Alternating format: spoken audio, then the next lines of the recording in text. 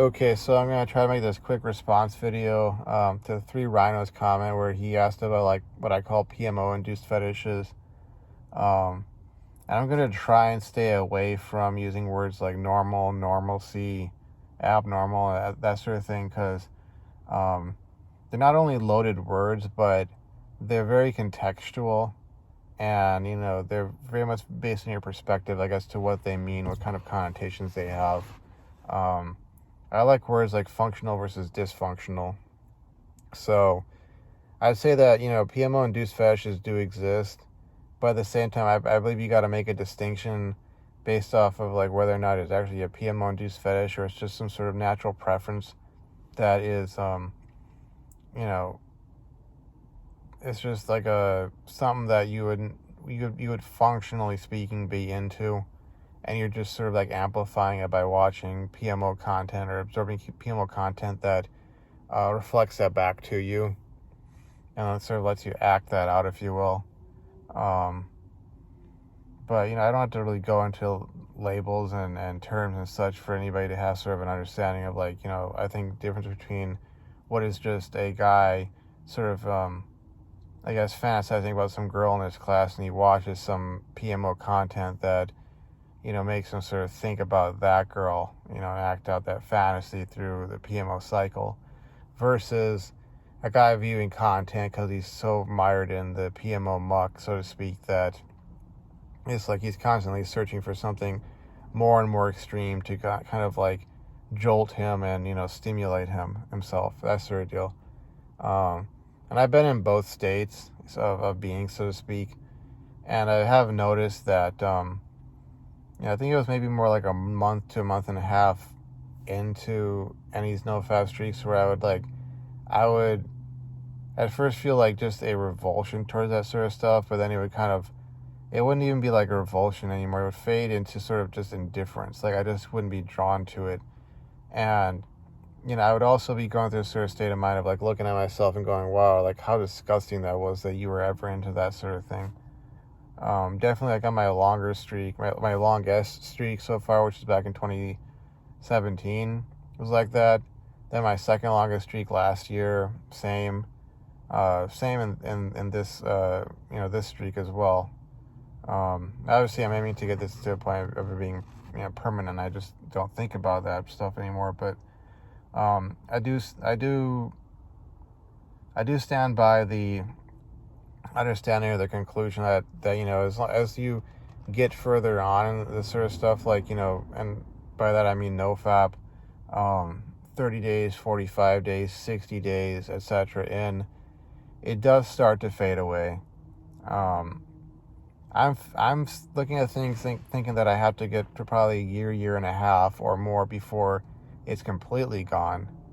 I mean, you'll still have memories, I feel, of like, just, maybe not of that in and of itself, but of the time in your life when you were into that sort of stuff because you were mired in the PMO muck, and, it's sort of like associated memories, Like you'll remember that, you have seen that sort of stuff, but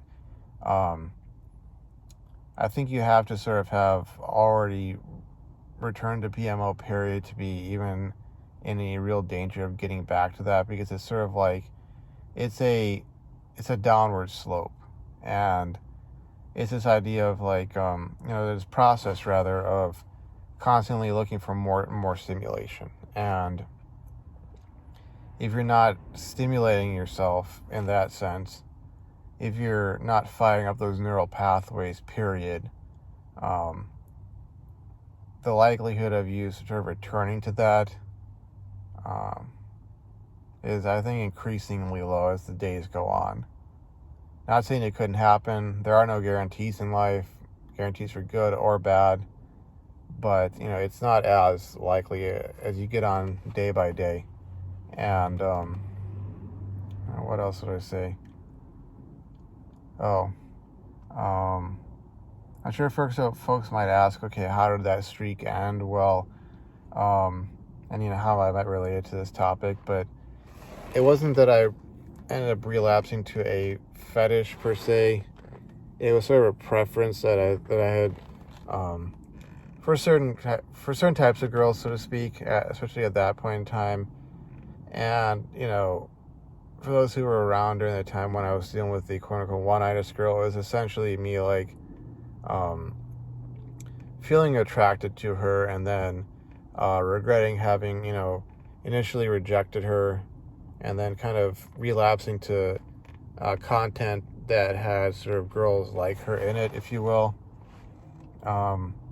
Which, I mean, some might view as sort of like, oh, that's a PMO fetish, induced or whatever, PMO-induced fetish, and, relapse to it. I draw a distinction there. I mean, I think you can, like I said, you can go beyond a certain limit where even if it was a natural preference, it turns into a fetish. But that's why I'll kind of tie that all together. But yeah, so that's my response. That's my sort of take on things. They do exist. As time goes on, they do start to fade away, just because you're not engaging in that behavior. And like I said, I mean, for me, it may take a year and a half. It may take 2 years. It's sort of your mileage may vary, and I'm trying to approach this scientifically, if you will. So I'm not saying that it will be a year or a year and a half or 2 years. That's sort of my hypothesis, and I'm testing it out as time goes on. And yeah, it's kind of like where I stand on that. So hope you found that interesting. Hope help somebody out there. That's my take on that. They do exist, and they can be undone, if you will, with a long enough time away from PMO. So anyways, I will see you folks around, and thanks for watching, and bye.